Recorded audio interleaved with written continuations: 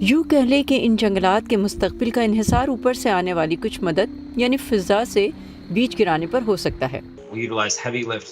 ہم heavy lift drones کے ذریعے جنگلات کی بحالی کے لیے بیج گراتے ہیں۔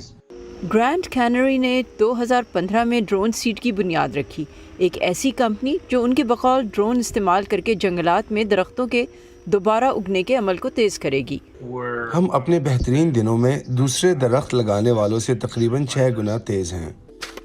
دوبارہ درخت لگانے کا عمل عام طور پر ایسے عملے کے ذریعے کیا جاتا ہے جو دشوار گزار راستوں پر پودوں کا بھاری بوجھ اٹھا کر جاتے ہیں۔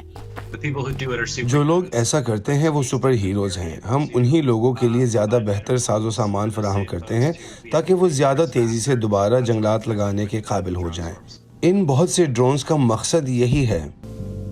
رفتار اہم ہے کیونکہ کچھ علاقوں میں حشرات الارض کے اس زمین پر قابض ہونے سے پہلے درخت لگانے کی دوڑ ہے، لیکن ایک بار جب یہ بیج زمین سے ٹکراتے ہیں تو ان کا پنپنا بھی ایک چیلنج ہے اور ان میں سے بیشتر پودے نہیں بن پائیں گے۔ ڈرون سیڈ کا خول ریشوں سے بنا ہے جو نمی کو برقرار رکھتے ہیں۔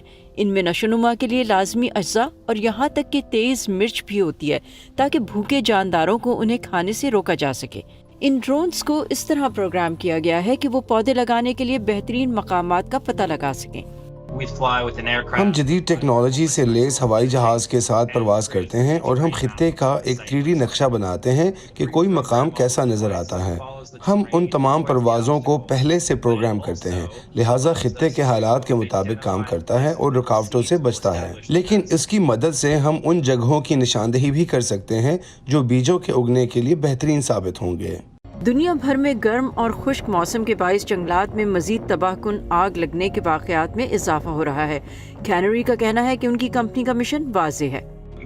ماحولیات کی تبدیلی کے بدترین اثرات کو کم کرنے کے لیے جنگلات کی بحالی کو توسیع دیں۔